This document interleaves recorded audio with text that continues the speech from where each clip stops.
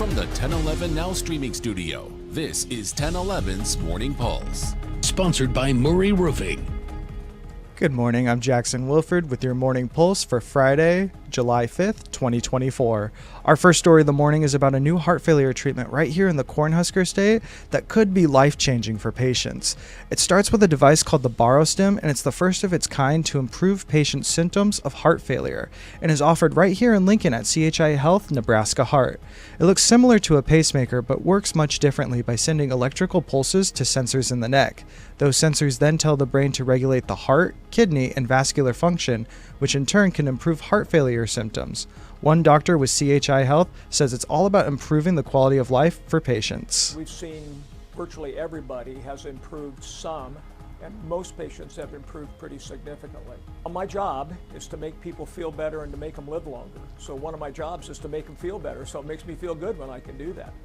To qualify for the Barostim, a patient has to have been diagnosed with heart failure, tried medication, and have at least 35% or less ejection fraction, which is the amount of blood your heart pumps out. Patients are also monitored for several months after the procedure to adjust the device specifically to their needs. And you can check out this full story on our website, 1011now.com. And in other headlines, the man who escaped from the Lincoln Regional Center this week is behind bars. The Nebraska State Patrol arrested Justin Darrow yesterday morning in Seward County after Butler County deputies got a tip that he was in a home in Ulysses. NSP says deputies initially pursued Darrow in a car chase until Darrow stopped near a railroad crossing in Seward County. They say Darrow then jumped onto a train and started running on top of the train cars. Troopers say they sent a police dog after Darrow first and then shot him with a beanbag round, which allowed troopers to arrest him on top of the train. Darrow has been booked into Lancaster County Jail, and they haven't said what charges he could be facing for the escape. And now to a developing story out of York County this morning. Deputies say one person is dead after a car and motorcycle crashed yesterday evening. The crash happened along Highway 34 between York and Waco around 5 o'clock. Authorities have not released very many details about the crash, including if it was the driver of the vehicle or the motorcyclist who died. The sheriff's office says more information will be released at some point today. Stick with us at 1011 for those updates. And to the south of the capital city in Gage County, multiple species of fish have been washing up dead at the Big Indian recreational area near Wymore. Anglers reported it first to Nebraska Game and Parks, and now Game and Parks biologists say it could stem back to a large algae bloom that died earlier in the year.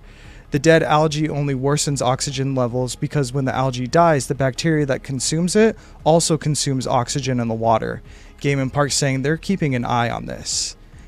And up north of Lincoln, the Nebraska Department of Agriculture has confirmed a report of equine infectious anemia in Colfax County. It's an incurable virus, and the infected horse is the first in Nebraska in over a decade. Currently, it is in quarantine to reduce the risk of exposure. The virus spreads through contact with insects like horseflies or deerflies and can take up to 60 days for an animal to test positive with the virus. Now, ending things off on a lighter note, ZooFest kicked off last night and runs through tomorrow night. The event celebrates the opening of the Zoo Bar in 1973, and it's a collaboration between all the businesses around that portion of the downtown area. They take over 14th Street between P and O to throw one big party with live music all night. From today until Saturday, there will be at least 13 bands performing for anybody who stops by. Now let's round out your Friday morning with a look at your 7-day forecast.